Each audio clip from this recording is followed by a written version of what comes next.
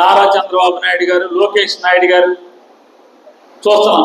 మీ ఊళ్ళో కూడా ఒక 5 or 6 చోట్ల మీటింగ్లు పెడుతున్నట్టున్నారు 3 రోజుల నుంచి. ఏ ఊళ్ళో పెట్టారు? దోసపాడు, పెదమద్దాలి, కురుమద్దాల, పెదమద్దాలి, పొరమద్దాలి, పెరిసేపల్లి చెప్పావు 2 సార్లు. దోసపాడు, గరిగిపాడు, కపిలేశ్వరపురం, వీరంకిలాట్, మోవా, ఇన్ని చోట్ల ఫంక్షన్ హాల్స్ తీసుకుని టీవీలు పెట్టి కార్యకర్తలు పిలిచి కోడి మాంసం, చేప కూర, కూర ఇక మామూలుగా తిరిగి నడిచేయి.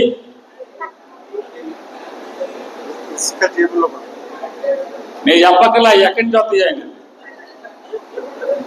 ఇన్ని భోజనాలు పెడితే కుర్చీలు ఖాళీగా ఉన్నాయి. కానీ దాంట్లో ఒక టీవీలో ఏం మాట్లాడితే ఏమొస్తున్నాయి అంటే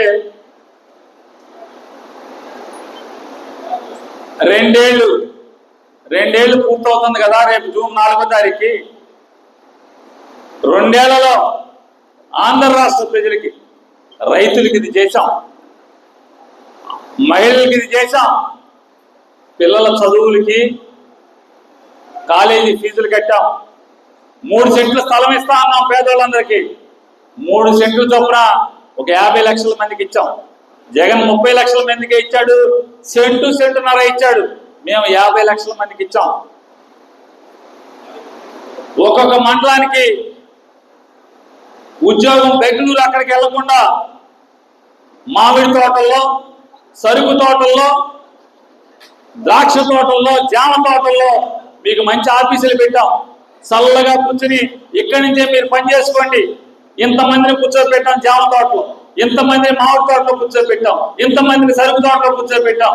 మీ ఇంటికాడి నుంచి సరుకు తోటకి సైకిల్ వేసుకెళ్ళి, ఎలక్ట్రిక్ మోటార్ స్కూటర్ వేసుకెళ్ళి అక్కడ కూర్చుని ఏసీలో కూర్చుని కంప్యూటర్లో ఇంతమందితో పని చేయించాం. సాయంత్రానికి మీ ఇంటికి వెళ్ళిపోయి మీ అమ్మ వండిన భోజనం, మీ భార్య వండిన భోజనం మీ ఊళ్ళో తినేశారు. ఇంతమంది అన్నిటికంటే గొప్పగా బాగా నికార్సైనటువంటి, బాగా ఫుల్లు పొగలున్నటువంటి బ్యాండీని చీపుగా ఇచ్చాం. రోజుకి 1 కోటి సీసాలన్నాం, 99 రూపాయలకే మంది ఇచ్చాం. ఇవన్నీ చెప్తున్నారనుకున్నారా? ఈ కదా చెప్పాలి. ఏం చెప్పట్లా. ఎందుకు చెప్పట్లేదంటే ఏమి చేయలేదు కాబట్టి. గొడ్డలి పార్టీ తల్లికి, తండ్రికి, తల్లికి చెల్లికి న్యాయం చేయడు మీకు చేస్తాడా? బాబాయిని చంపించాడు. గొడ్డలి పార్టీ విధ్వంసం. జగన్ ఏం విధ్వంసం చేశాడు? ఏం విధ్వంసం చేశాడు? గొడ్డలి పార్టీ ఎవరిని చంపాడు? గొడ్డలెట్టి ఆ హోమ్ మినిస్టర్ గారు, లోకేష్ గారు ఎర్ర పుస్తకం నారా చంద్రబాబు నాయుడు గారు. జగన్మోహన్ రెడ్డి కనుక వాళ్ళ బాబాయిని గొడ్డలెట్టి చంపేస్తే 2 ఏళ్ళు అయింది. సిగ్గు శరం లేదా? నీతి జాతి లేదా? సరైన గవర్నమెంట్. సోషల్ మీడియాలో ఎమ్మెల్యేని ఎవడో తిట్టి ఆ పోస్ట్ షేర్ చేసిన అమ్మాయి యశ్వంత్ తెచ్చి జగన్ లోపల వేయాలి కదా. మర్డర్ చేస్తే జగన్ వాళ్ళ బాబాయిని గొడ్డలెట్టి మర్డర్ చేస్తే లోపల వేయకుండా ఏం సినిమా చూస్తున్నాడు? సిగ్గు శరం లేదా? దేవుడు సిగ్గట్లేదా మీకు అని అడుగుతున్నాను. ఇంకా గొడ్డల పార్టీ అని చెప్తారు. ఎవరిదా గొడ్డల పార్టీ? మీది తడిగుడ్డల పార్టీ. తడిగుడ్డతో గొంతులు పోసే పార్టీ. ఎన్నుకోటి కత్తి కావాలి, మెల్ల తుండు కావాలి, నీళ్లు గుట్టలో చెమ్ములో ముంచి వేసి లాగెత్తి చనిపోతారు. మాంగారు నేసావు తడిగుడ్డతో, తోడళ్ళు నేసావు, బామ్మర్ది నేసావు తడిగుడ్డతో. తమ్ముడు తడిగుడ్డ కాదు, కచ్చి పెట్టి వేసేసాడు. వదిలి గారిని ఎంతమందిని వాళ్ళ ఒకళ్ళ ఇద్దర ఎన్టీ రామారావుని మోసం చేసి, ద్రోహం చేసి, ఎమ్మెల్యేలందరూ కూడా చంద్రబాబు వైపు ఉన్నారని చెప్పని స్పీకర్ కుర్చీలో కూర్చుని పెద్ద పెద్ద మాటలు మాట్లాడి నందమూరి తారక రామారావుని ఎవరి చేత అయితే సీటు పొంది జీవితంలో మొదటిసారి ఎమ్మెల్యే మంత్రి అయ్యాడు ఆ యనమల రామకృష్ణుడు తడిగుడ్డేసి లాగావు కదా మీ రామారావుని ఎన్ని పోయి పొడిచే కూడా తడిగుడ్డ ఏంది ఎవరికైనా అడుగుతున్నా లోకేష్ నాయుడు గారు మీ నాన్న తడిగుడ్డ ఏంది ఎవరికి తడిగుడ్డతో గొంతు పోయకుండా ఎవడున్నాడు ఆఖరికి ఎలక్షన్కి ఓటేసిన పెట్రోల్ని కూడా తడిగుడ్డతో గొంతుకు పోయటమే కదా మీరు తడిగుడ్డతో ఏ చేయటమే కదా తడిగుడ్డ పార్టీ మీదయ్యి ఇన్ని మాట్లాడతారు ఇవాళ ఏంటిది దాని పేరు హైబ్రిడ్ మహానాడు అంట హైబ్రిడ్ మహానాడు హైబ్రిడ్ వంకాయ చూసాం హైబ్రిడ్ బెండకాయ చూసాం హైబ్రిడ్ టమాటా చూసాం ఇది హైబ్రిడ్ మహానాడు హైబ్రిడ్ టీడీపీ ఇది చూసారా మీరు ఎక్కడ హైబ్రిడ్ పార్టీని ఇప్పుడు హైబ్రిడ్ రాజకీయ పార్టీ ఇది హైబ్రిడ్ రాజకీయ పార్టీలో ఏంటంటే జరిగేది మామూలు ఎప్పుడు తెలుగుదేశం పార్టీ వాళ్ళు ఏం చెప్తారు తెలుగువాడి ఆత్మగౌరవం తెలుగువాడు ఎక్కడున్నా మావోడని చెప్పని గర్వపడేలాగా నిన్న కూడా లోకేష్ గారు అదే చెప్తున్నాడు ఈ హైబ్రిడ్ పార్టీ మీటింగ్ లో తెలుగువాడు ఆవాడు పౌరుషం అది ఇది అని చెప్పి చెప్తున్నాడు ఎన్టీఆర్ గారు సిబిఎన్ అంట రామారావు తెచ్చారు నిన్నదాకా రామారావు ఎన్టీఆర్ అన్నారు ఇప్పుడు సిబిఎన్ అంట అంటే రామారావు మెల్లగా ఎత్తేస్తున్నారు అంతే కదా చేసుకున్నాడు చేసుకుంటా ఇప్పుడు ఎంత పాపం చేసి అంత కదా ఇచ్చేస్తాడు కదా దేవుడు రామారావుని వేసేచ్చా లోకేష్ నాయుడు వచ్చా మా అన్న వేసేస్తున్నాడు అంతే కదా జరిగేది మొత్తం ఏంటయ్యా అంటే ఒకటో రోజు రెండో రోజు మూడో రోజు హైబ్రిడ్ మీటింగ్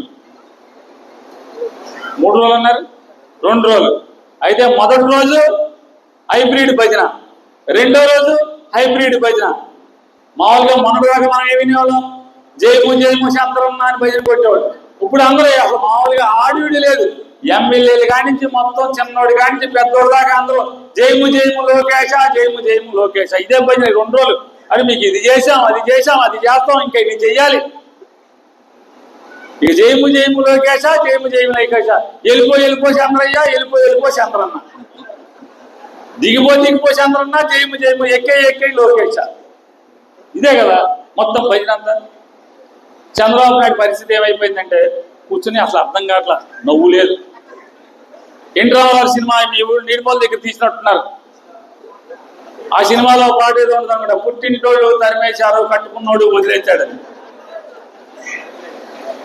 ఇప్పుడు చంద్రబాబు నాయుడు గారి పరిస్థితి ఏంటంటే చంద్రగిరిలోళ్ళు వదిలేశారు చంద్రగిరిలోళ్ళు తోలేశారు కట్టుకున్నాడు అంటే టీడీపీ వదిలేశాడు టీడీపీ కార్యకర్తలందరూ కూడా జై మహేష్ జై లోకేష్ అంటారు చంద్రబాబుని వదిలేశారు అది ఎంత గమ్మత్ ఏంటంటే చంద్రబాబుని వదిలేశారు లోకేష్ దేవాంశ్ అంట అరే ఏంట్రా బాబు ఈ అతి పోగల అతి ఆపండ్రా బాబు అని ఎవడో మాట్లాడతాడు అసలు దేవాంశు కళ్ళతోటి తీస్తే ఎన్టీ రామారావు లాగా ఉన్నాడు ఊరికి పోయే కాలం కళ్ళతోటి తీస్తే ఎన్టీ రామారావు లాగా ఉంటాడు కళ్ళతోటి తీస్తే కత్తూరు నాయుడు లాగా లేకపోతే చంద్రబాబు నాయుడు లాగా ఉంటాడు ఎంత అతి భజన అనమాట అసలు మామూలుగా భజన మామూలు భజన కాదు లోకేష్